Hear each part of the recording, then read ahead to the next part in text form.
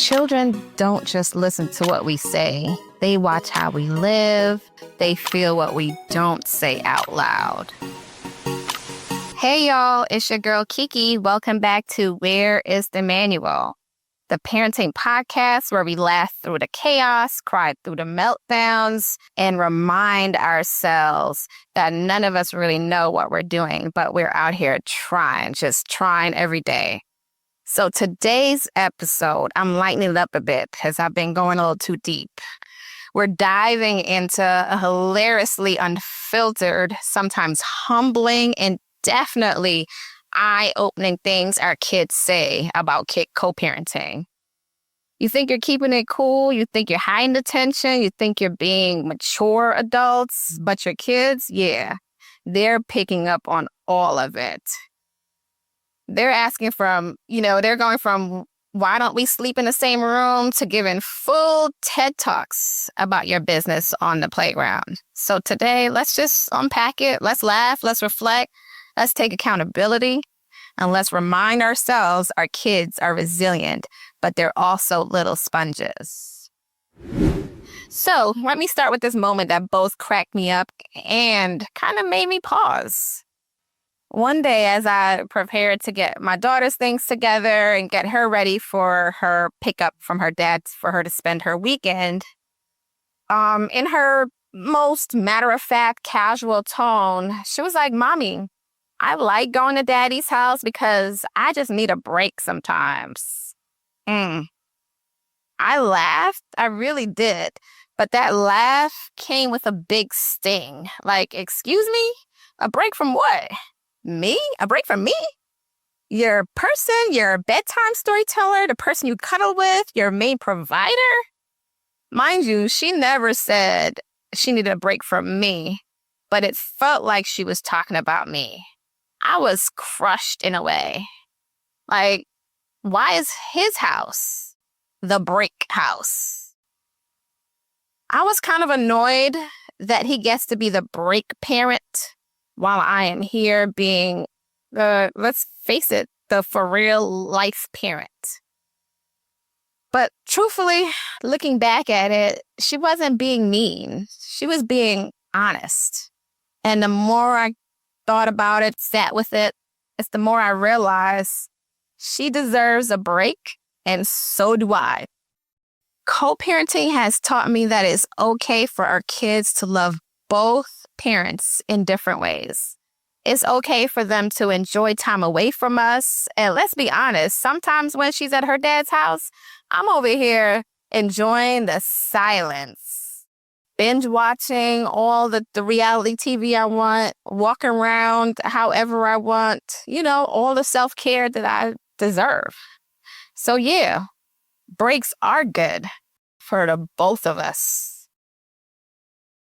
Another funny moment was when this little girl had me questioning my whole entire life. We're sitting on the couch watching some random family movie, and she's like, "Mommy, Daddy's supposed to sleep in the same bed as you, and I'm supposed to sleep in the middle. Why doesn't Daddy sleep here?" I froze. I did not know what to say.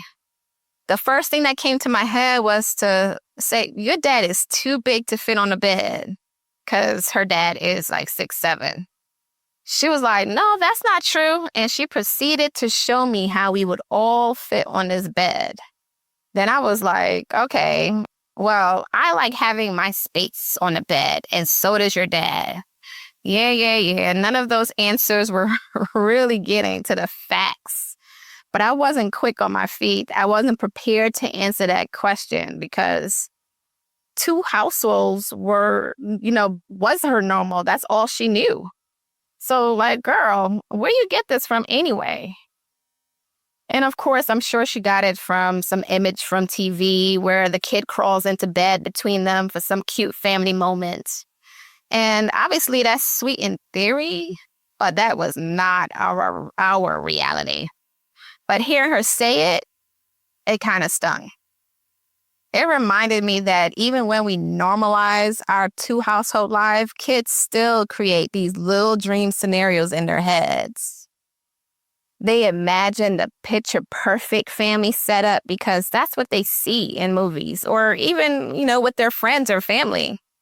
And honestly, I guess it feels safest to them. So after she brought it up again, I realized I probably need to explain it to her a little bit more how our family dynamic works.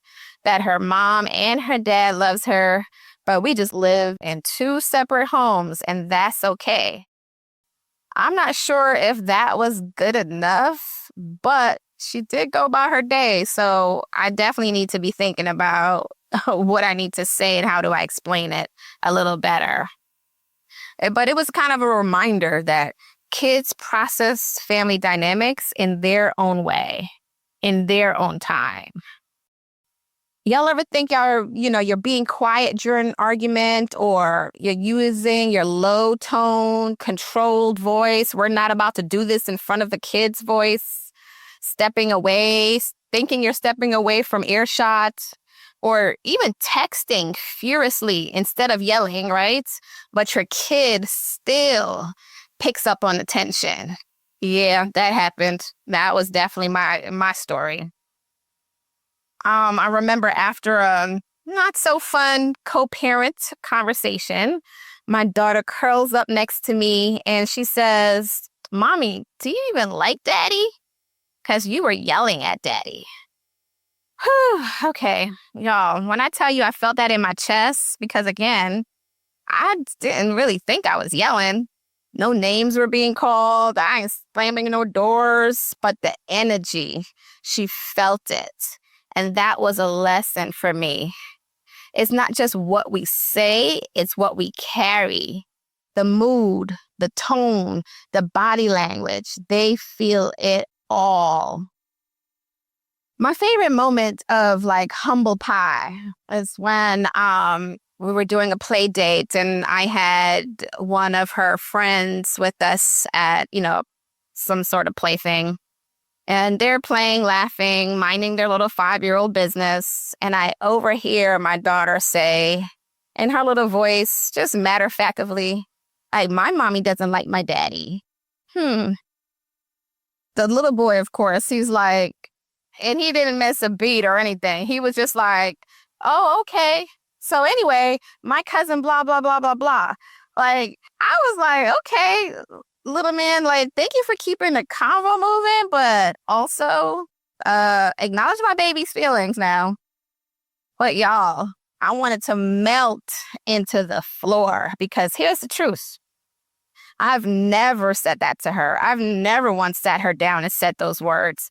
But somewhere between the eye rolls, my phone conversation with my friends and family, my frustrated sighs, she felt it. She picked up enough context clues to come to that conclusion on her own that me and her dad weren't like the best of friends.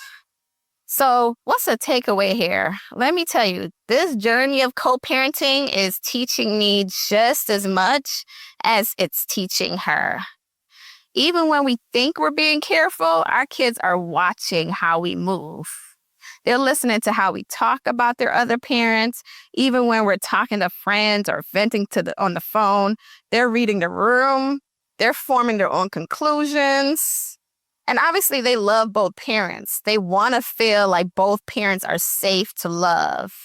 And it's our job to create that environment and that emotional space, even when it's hard, even when we're mad, even when we're healing.